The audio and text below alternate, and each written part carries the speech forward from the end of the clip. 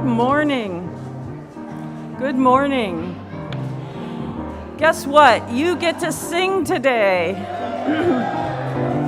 And you get to make noise. If you have shakers, feel free to participate in any way that feels right. And if you would, rise in body or spirit and join me in the first hymn, 1017, Building a New Way. Hymn 1017.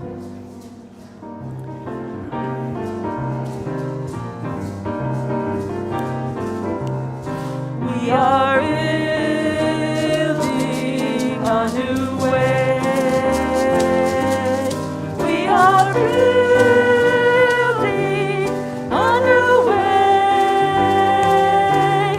We are building a new way, feeling stronger every day. We are building a new way. We are working to be free. We are working to be free. We are working to be free. Hate and street and jealousy. We are working to be free. We can meet our every need. We can meet every need. We can feed our every need. Spirit love that is the seed. We can meet our every need. Peace and freedom is our pride. Peace and freedom is our pride. Peace and freedom is our pride. And earthly will God. Peace and freedom is our pride.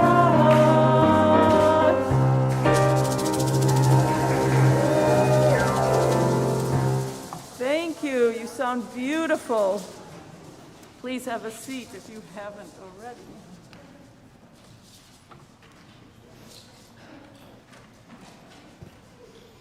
Good morning. Good morning. Welcome to the First Unitarian Universalist Congregation of Ann Arbor, Michigan. I'm the Reverend Cassandra Hartley, and I have the honor of serving this congregation as Minister of Community Life. I'm joined today by Stella Anderson, our Director of Spiritual Growth and Development, Theresa Rohlck, our Minister of Pastoral Care, Allison Halerz, our Pianist-in-Residence, Mike Halerz, our Technology Consultant, and a very special guest speaker, Minister Joshua Berg. Thank you.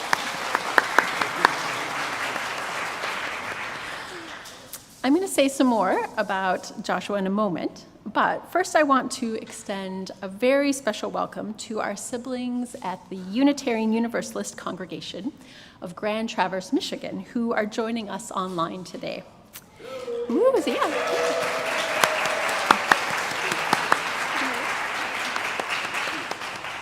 I was going to say warmly welcome them, but you were already on it, so thank you.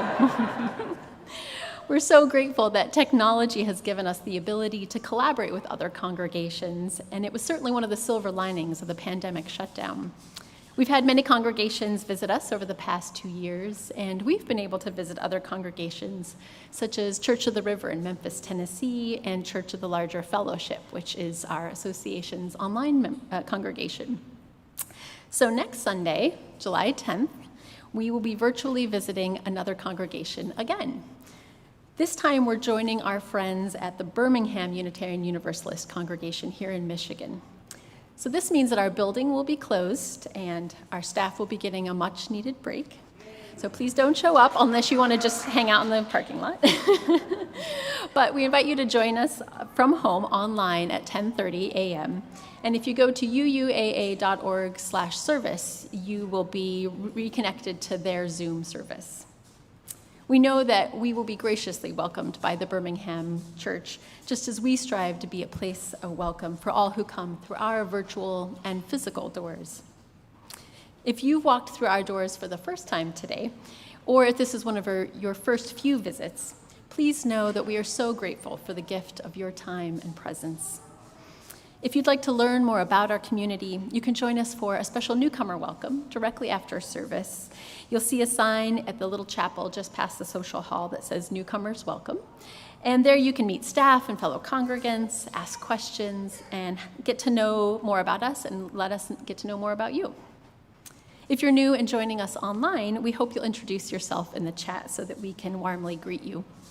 And we encourage you to take our newcomer survey at UUAA.org/newcomer survey so we can learn more about you and help you get more deeply connected. We know that it takes courage to reach out and try a new spiritual community. But in this challenging time in our world, finding community means more than ever. It gives us a place where we can gather together for inspiration and renewal, a place where we can support one another through life's ups and downs. One of the ways that you can offer support to one another this week is by attending the new member ceremony right after this service. This short, beautiful ceremony honors new members as they assign the membership book and officially join our congregation. If you're here in person, we invite you to come and offer your congratulations and support. We will also honor all the new members who've signed throughout the year at a special ceremony during worship service in the coming months. Another way that you can support one another is by making your pledge to our capital campaign if you haven't already. The campaign closes at the end of this month, but we haven't yet reached our goal of raising $1.3 million over 3 years. If we can reach it, we can retire our mortgage and improve our long-term financial sustainability. We can also make significant progress towards our climate justice goals through building improvements and adding more solar panels. After a devastating week of Supreme Court rulings, including their decision to limit the EPA's ability to fight climate change, this is something concrete that we can do to work on climate change right here in our own community. To learn more, you can go to UUAA.org/capitalcampaign. A final way that you can offer your support today is by joining me in celebrating one of our own. Our guest speaker, Joshua Berg, was also a member of our congregation along with his wife Tisha and their daughters Sosie and Sage. The Berg family recently moved to California, but they are back this weekend, not only so that Joshua could guest preach today, for which we are so grateful, but also because yesterday he was ordained into the Unitarian Universalist ministry by the Northwest UU Church, which is where he did his internship.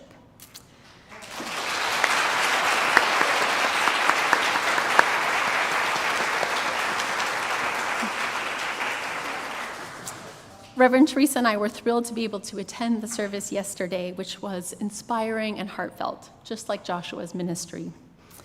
But we also wanted to take a moment today to more formally recognize him in this community. So I'd like to ask him to come forward for a moment. He doesn't know this is about to happen, obviously.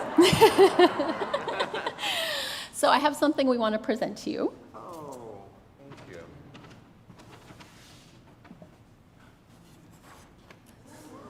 This gift represents the chalice, and it's a reminder that wherever you go, your UUAA family will be here with you.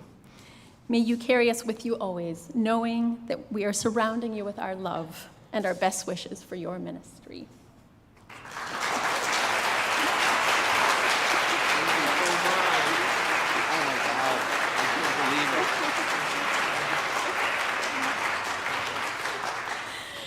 In that same spirit of joy, let us move more deeply into our time together. We are gathered for worship.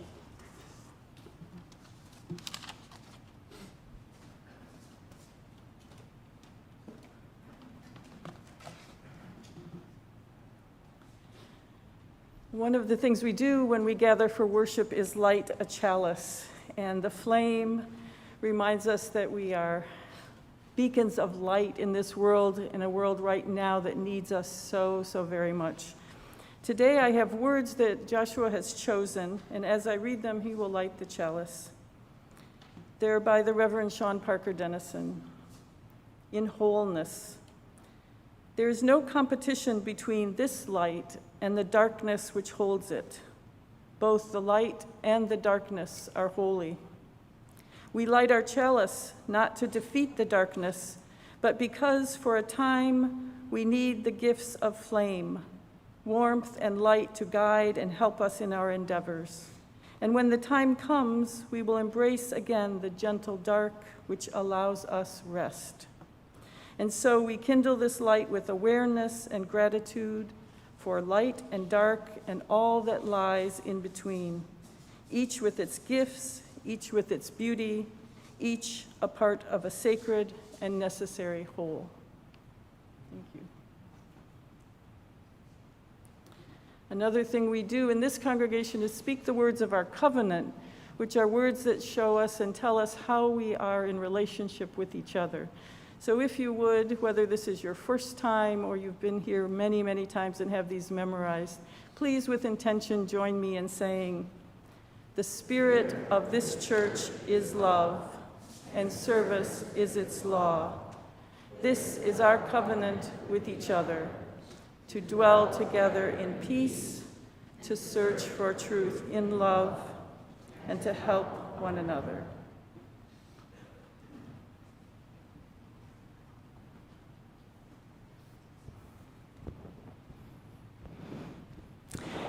We get to sing again, and especially, this is a good one for shakers. Where's my shaker? Here it is.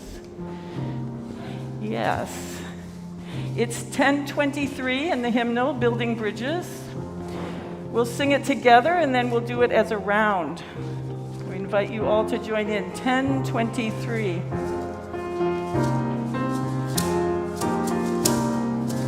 Building bridges between our divisions, I reach out to you, will you reach out to me? With all of our voices and all of our visions, friends, we could make such sweet harmony. Building bridges between our divisions, I reach out to you, will you reach out to me? With all of our voices and all of our visions, friends, we can make such sweet harmony. Building bridges between our divisions, I reach out to you, will you reach out to me? With all of our voices and all of our visions, friends, we can be such sweet harmony. Building bridges between our divisions, I reach out to you, will you reach out to me? With all of our voices and all of our visions, friends, we can be such sweet harmony. Friends, we could make sweet harmony.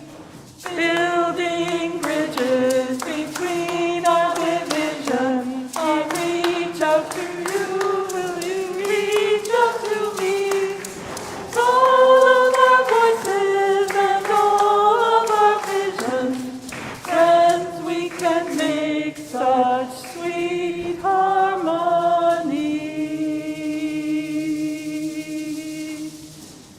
Thank you.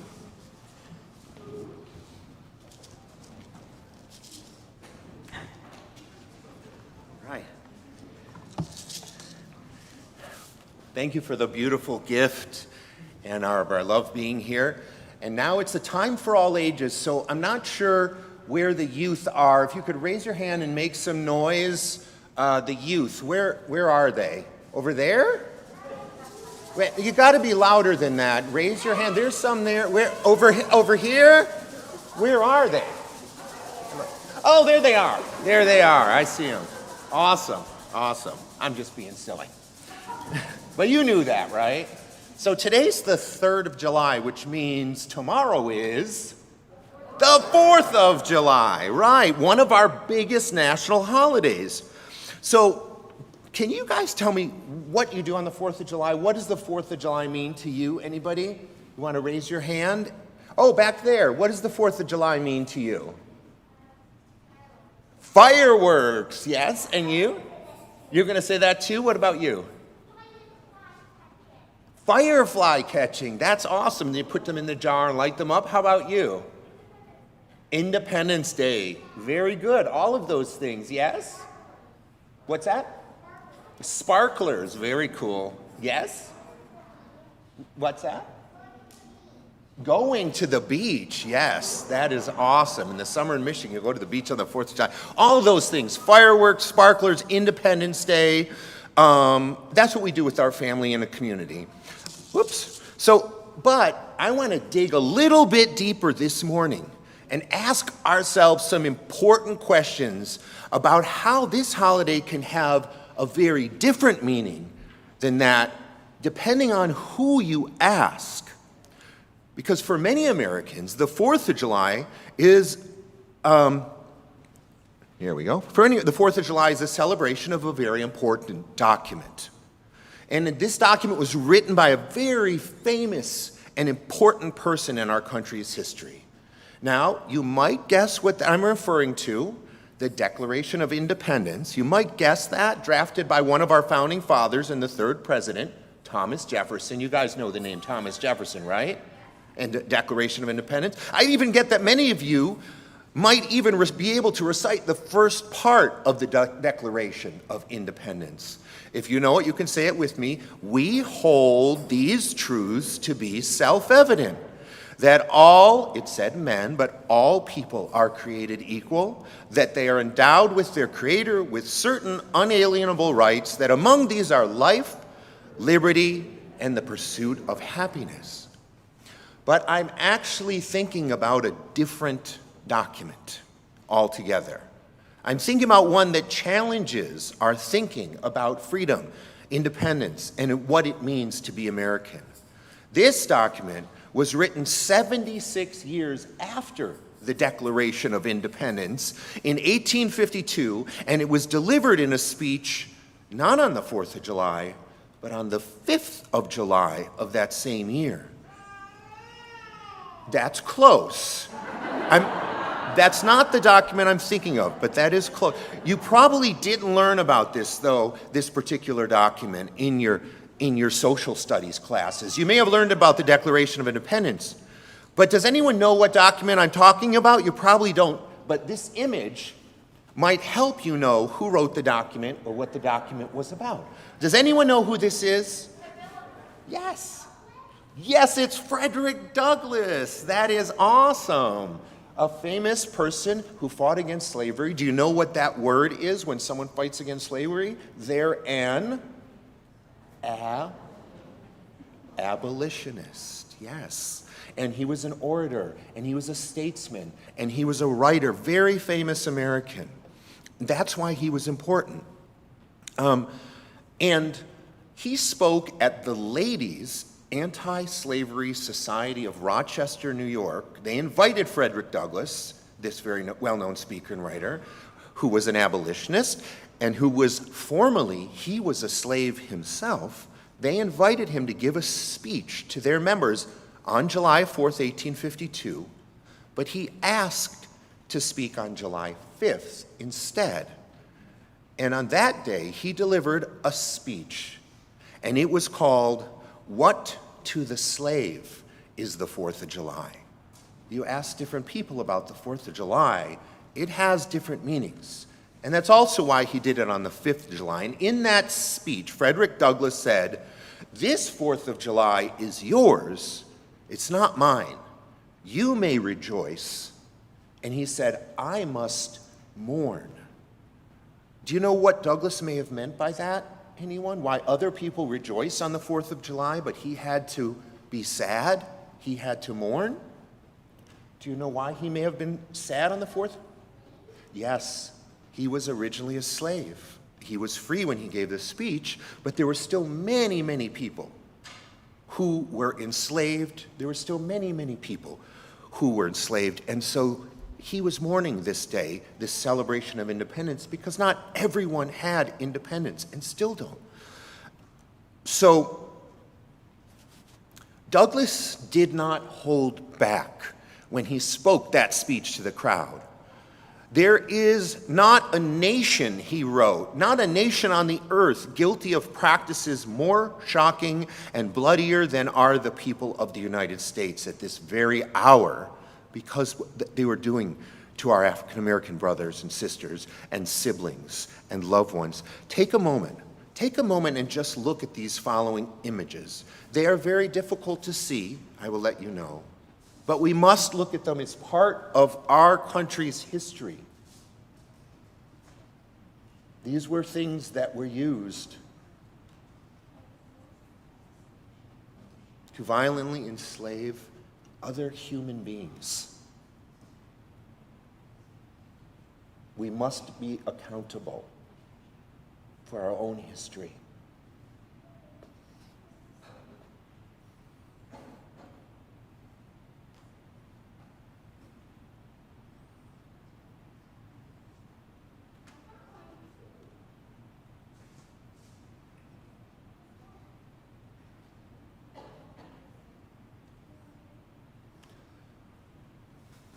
So Douglass, he questioned, he said, how a nation of enslavers and enslaved people could honestly celebrate the nation's independence from Britain, which was what we were celebrating on the 4th of July. Was he right? Do you think it would have been difficult to celebrate independence when so many people were not free? I think so. And yet, Douglass concluded his speech. Frederick Douglass finished his speech on a note of hope and a note of optimism. It took courage to that.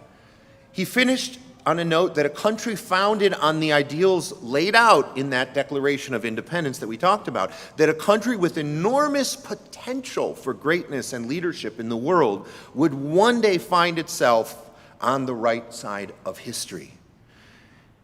And eventually, he's proven right as far as officially, legally freeing slaves. We still have so much work to do. And as you learned during the Juneteenth worship service that you had here earlier this month, it would be nearly 15 years after Douglass delivered this speech before slavery was officially outlawed everywhere in the United States. It would take a brutal civil war to end this terrible institution. But Douglass did live to see that. And if we're to celebrate the 4th of July with our fireworks and our sparklers and our beaches and everything like that, what the 4th of July truly means, as written in the Declaration of Independence, every American must remember and lift up the work of Frederick Douglass and countless others who risked their lives to make our country follow through on its promises. As we gather today, this weekend, with friends and family to feast on barbecue and enjoy fireworks display, encourage all of you to have fun, sing patriotic hymns, just don't forget that we're still fighting for equal rights in this country.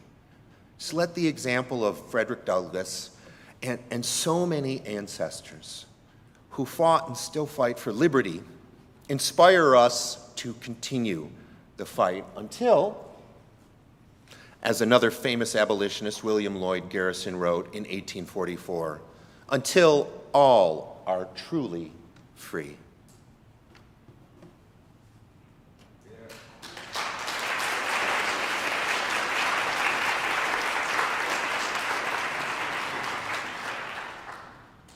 So kids, now it's time for you to go to your classes to do a bunch of other really fun things. And we all, for the first time in a long time, get to sing you out to your classes together. So let's sing.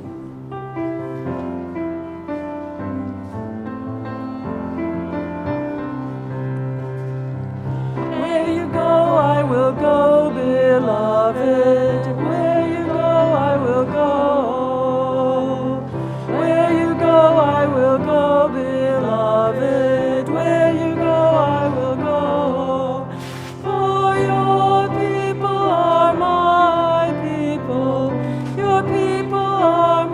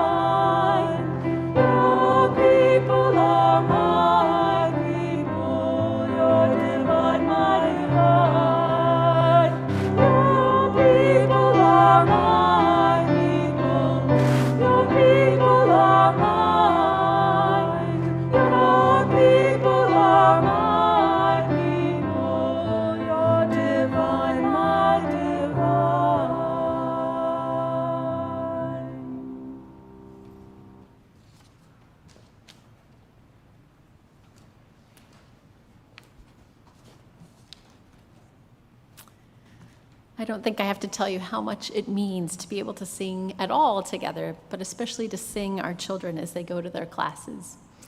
It's one of those rituals I took for granted before COVID hit, and we had to restrict so much of our community's life.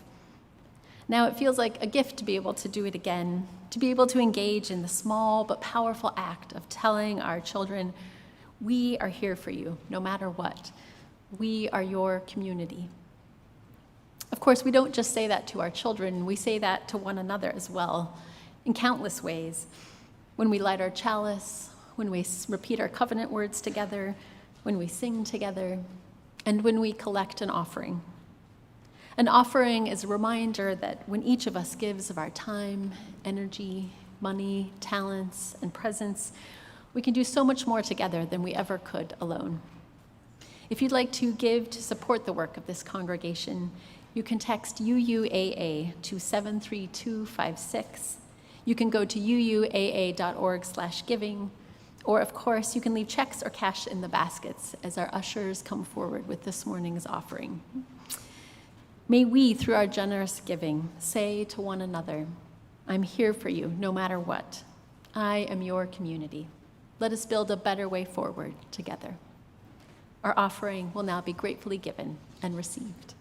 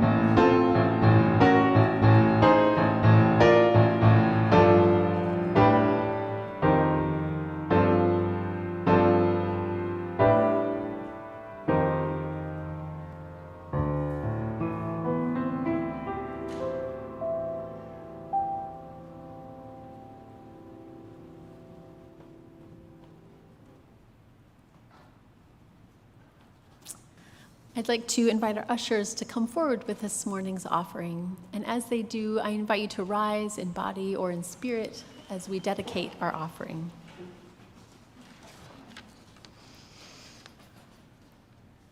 Together, let us say, to the work of this congregation, which is weaving a tapestry of love and action, we dedicate our lives and these our offerings. Thank you.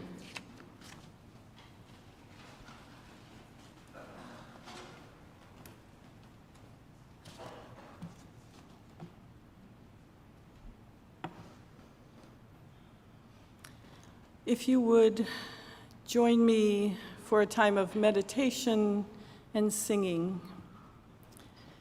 If you would look to each side of you, behind you, in front of you.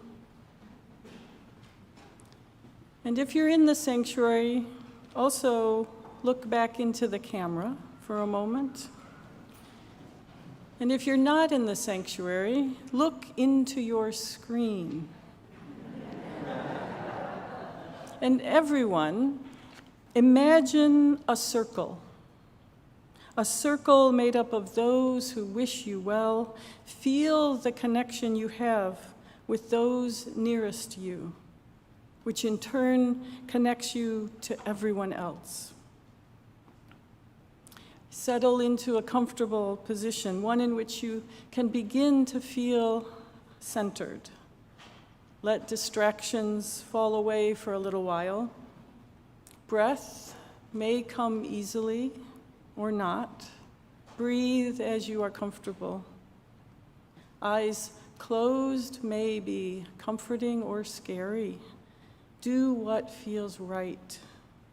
You know what is comfortable for your own body. Do that.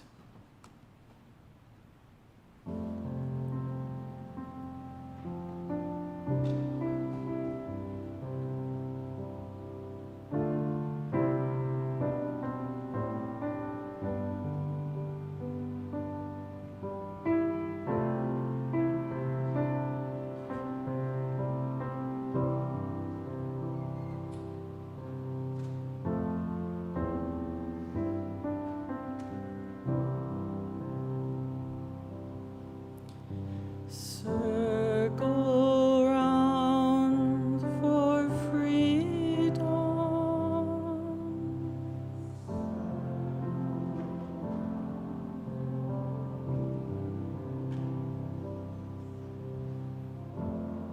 What freedoms do you enjoy? Are they the same for someone who is not like you?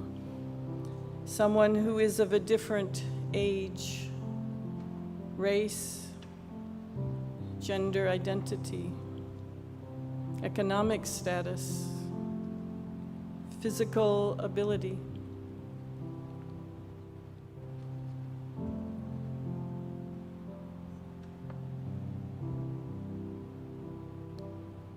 Has freedom ever been taken away from you? When?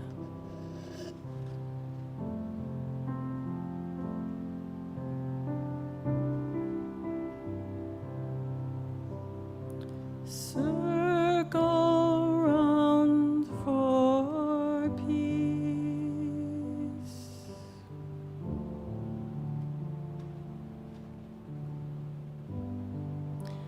How can you create more peace in your heart, in your home,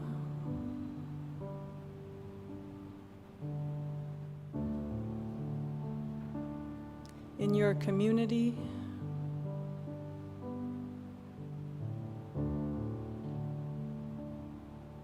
in the world?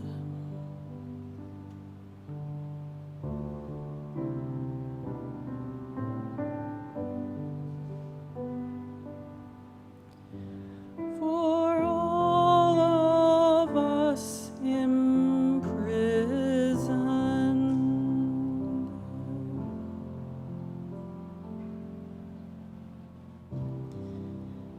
in what ways is your body imprisoned?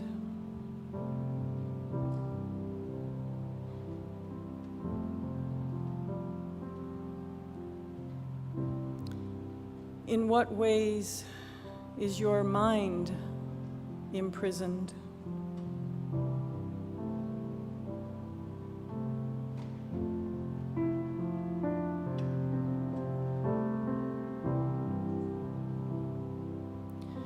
Circle for release.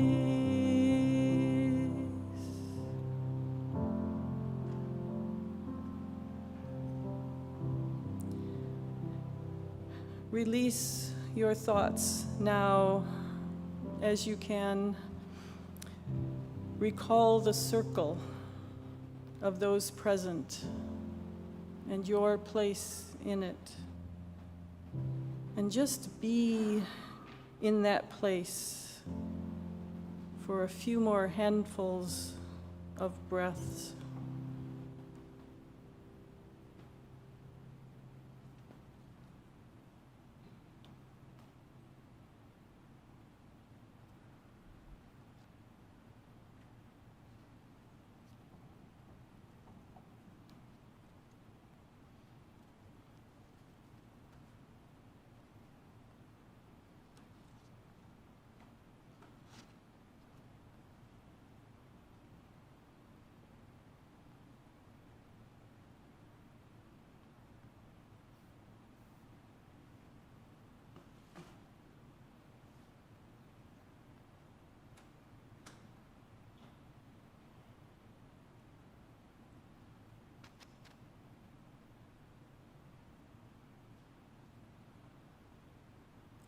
When you feel ready,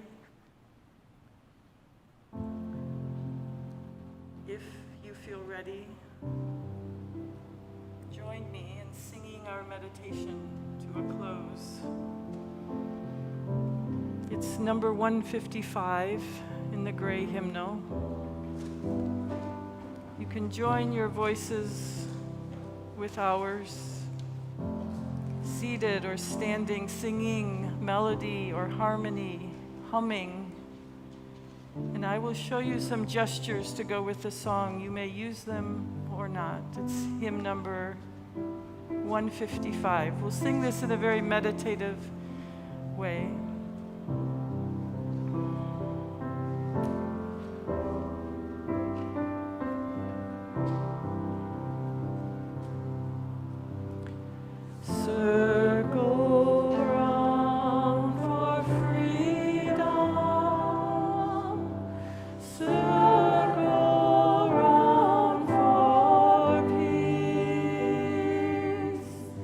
For all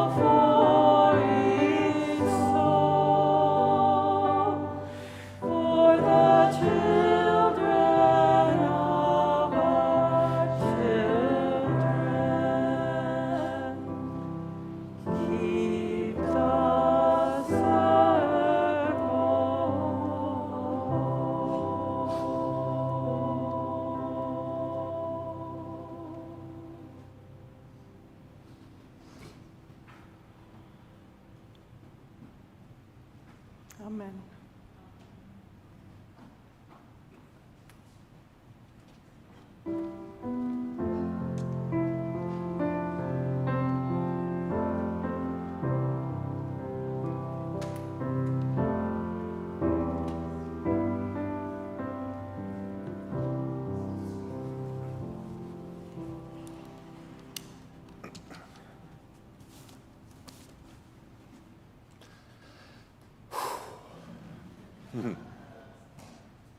That was beautiful.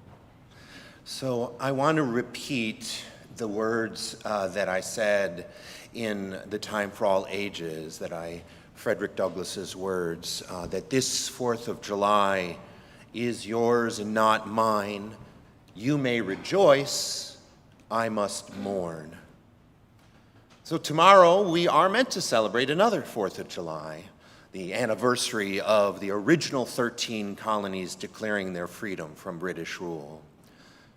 Tomorrow is not, however, the anniversary of the day America became a free country. So let us consider freedom, if you will, with me. This is a rhetorical question. You don't need to raise your hands, but how many of us believe that we live in a free country? Think about that. And think about, is anyone able to define unequivocally what it means to be truly free?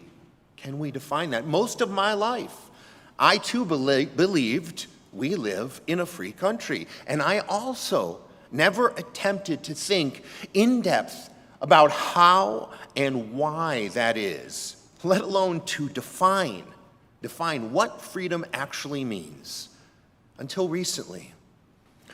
Especially from my vantage, from many of our vantages of privilege. It felt great for me just to accept as an adage what people told me, that we are the land of the free and the home of the brave. Just accept it. That felt good. But in thinking more deeply about what freedom actually means, I realize now that we are and can strive to be a land of freedoms, but only if we are indeed the home of the brave, only if we indeed are the home of the brave of heart and the home of the brave of spirit. Yes, there are many freedoms that many of us already enjoy. I will say that. Many freedoms. I no longer accept, however, that we do live in a free country, because unfortunately many others do not enjoy equal freedoms still. I no longer believe there is even such a thing as pure freedom. There's actually a continuum, a spectrum between anarchy and authoritarianism. And humankind sort of oscillates around points along that spectrum. That's sort of what freedom is.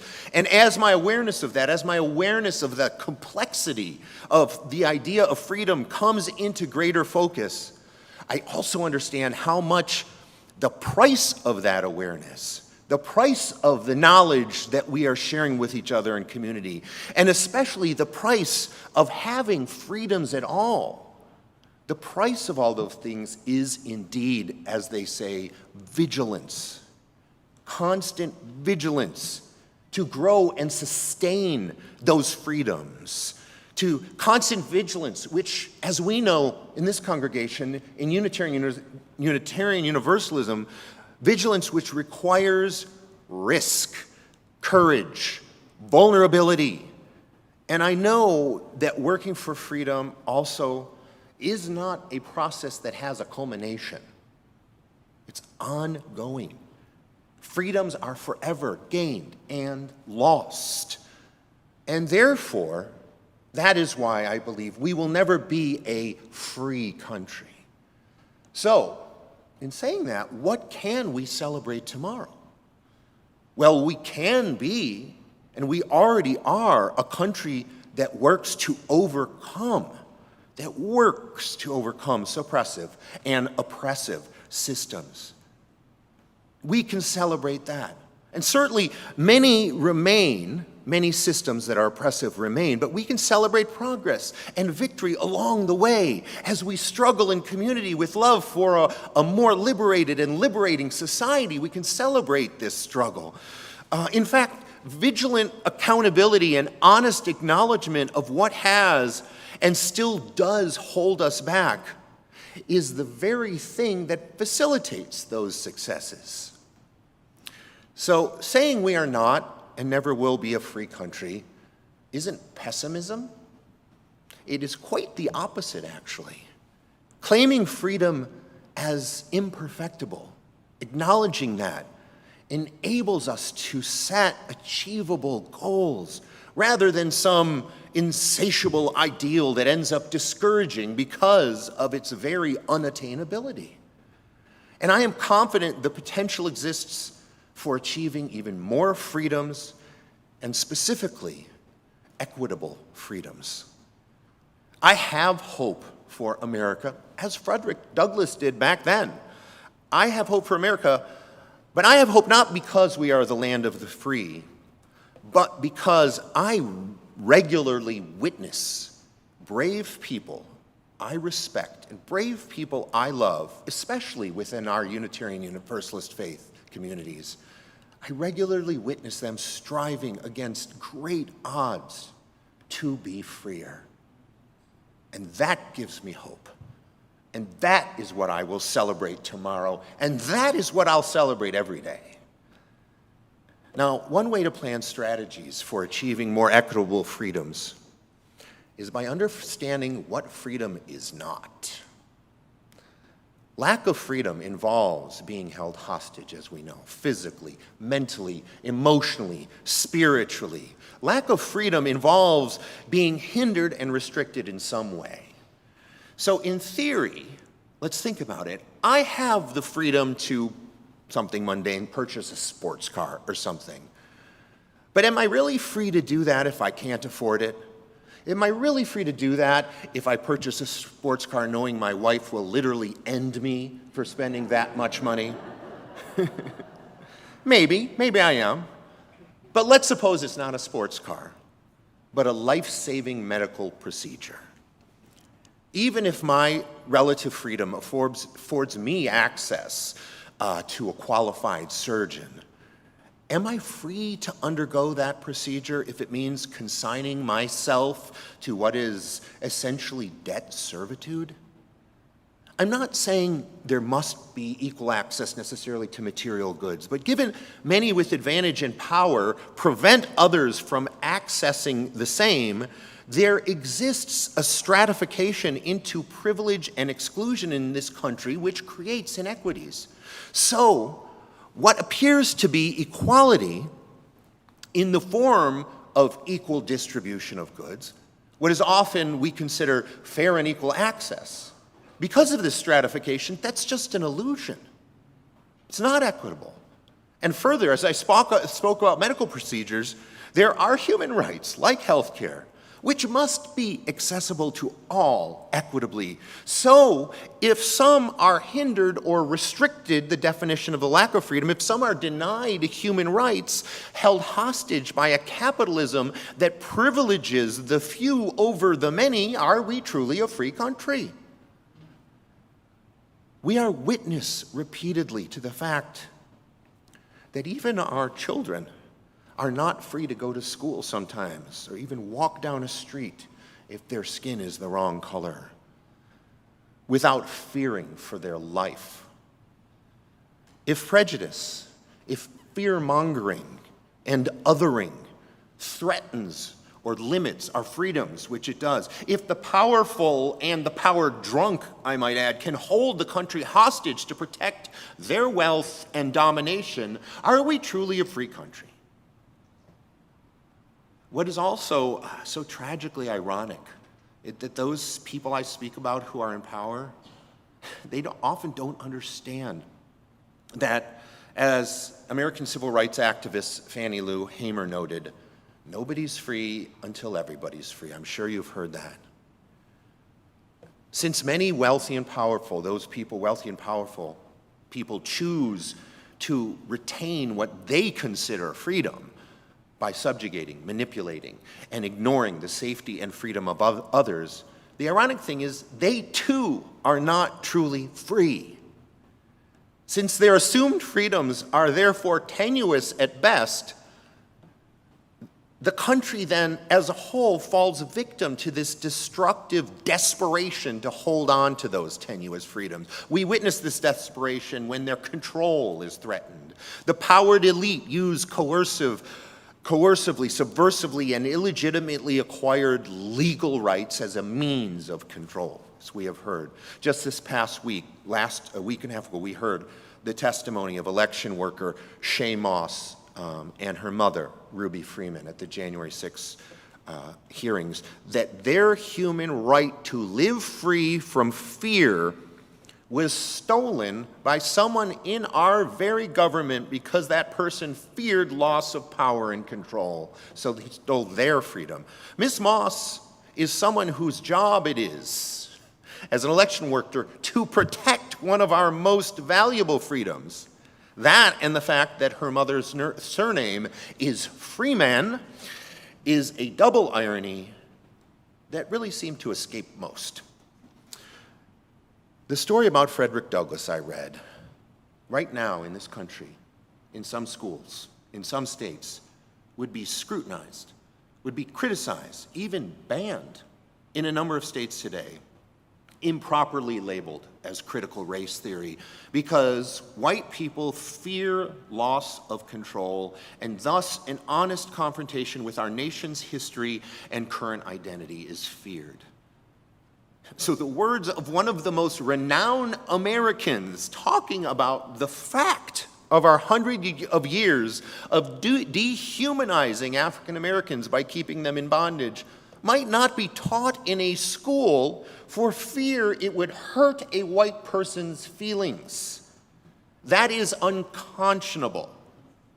And as a humanist, I condemn it as not aspiring to the greater good of humanity. The U.S. is currently controlled by many, so desperate to hold on to power and wealth that they're willing to deceive and they're willing to manipulate, using means ranging from provoking fear and anger to direct violence. Many in our government, whose duty it is to protect life, liberty, and property, as we heard, many of them are those desperate few or collude with the same. So how do we achieve equitable freedom so that we can celebrate the independence of our nation with a clearer conscience? How can we promote the equity, justice, and compassion that our UU principles demand of us? By employing one thing that diffuses hate and anger, that renders this self-serving domination impotent. Now get ready, because I'm a new minister and here goes the minister with that old standby, love. Like to use that. But that's not to say we don't need also specific solutions that include specific, targeted, and radical action. We do, but we're in a spiritual community without a baseline that we can provide of potent, unflinching love. None of these specific solutions will be effective. Love and community. The theologian Paul Tillich writes, justice is violated when another's power of being is rejected. That's when justice is violated. And therefore, justice preserves only what love reunites. Justice is, Tillich writes, quote, the form in which and through which love performs its work. We have justice in one of our principles. That's how it works. The channel through which the compulsive and forceful power of love is necessarily directed. That's justice. And the author bell hooks, in her essay, Love as the Practice of Freedom, states that we desperately need an ethic of love to intervene in our self-centered longing for change. Fundamentally, if we are only committed to an improvement in the politic of domination that we feel leads directly to our individual exploitation or oppression, we not only remain attached to the status quo, but act in complicity with it, nurturing and maintaining those very systems of domination is what bell hooks writes when we remain in the status quo. In other words, we have to be less selfish and thereby more loving. And this is exactly why our eighth principle is so important. Paula Cole-Jones explains, I don't know if you noticed it, none of the other principles mention love.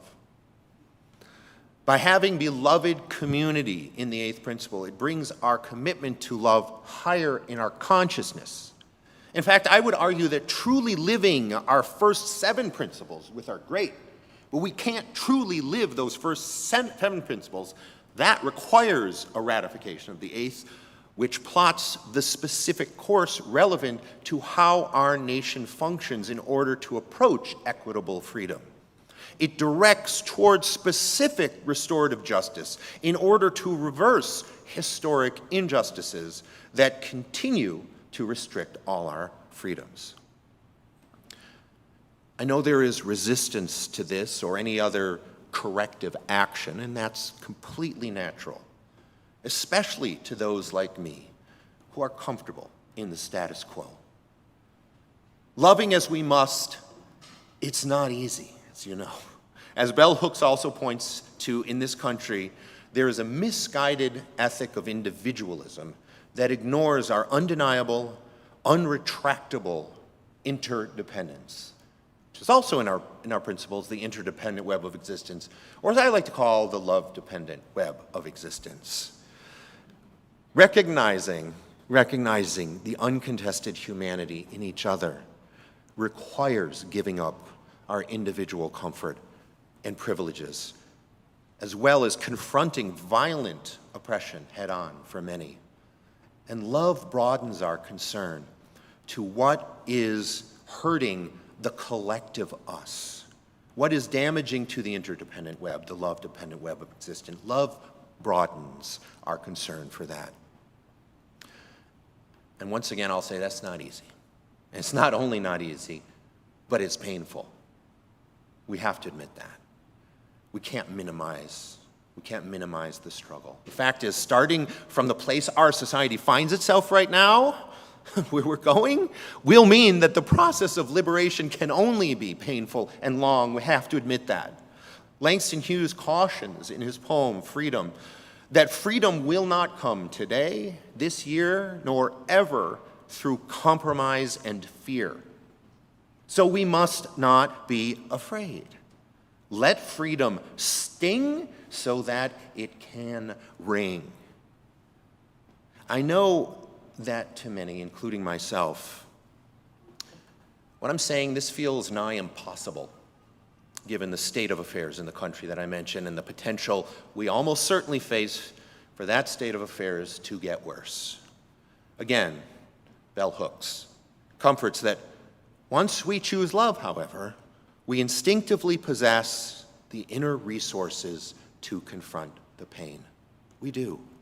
She reassures that moving through the pain to the other side, which we will, we find the joy, the freedom of spirit that a love ethic brings. And even those wonderful words may provide little comfort in the moments that we watch the news alone in our home.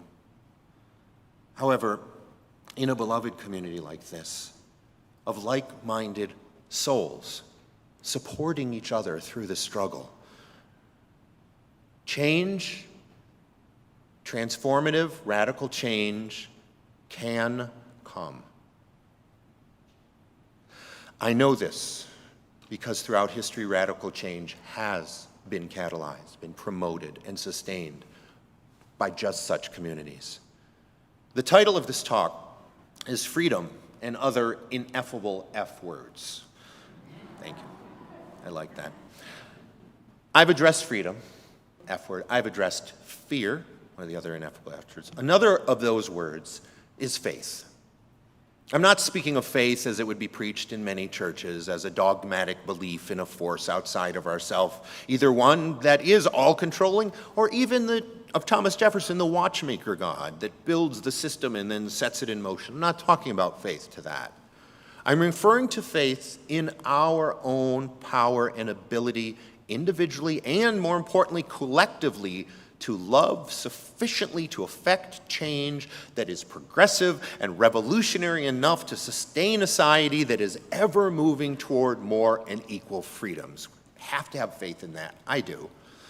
Do we as a species have the ability to love as radically as is necessary to move from fear to freedom and save the world? Do we?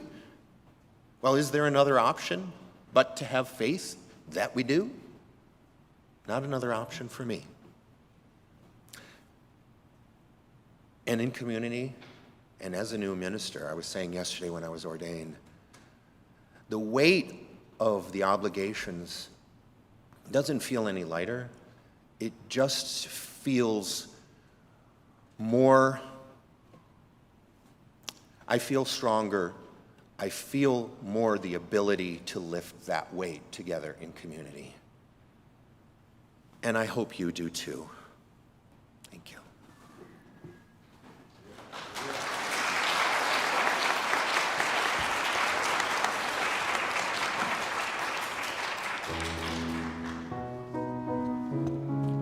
Thank you, Joshua. If you would rise in body or spirit, we're going to sing hymn 168, One More Step.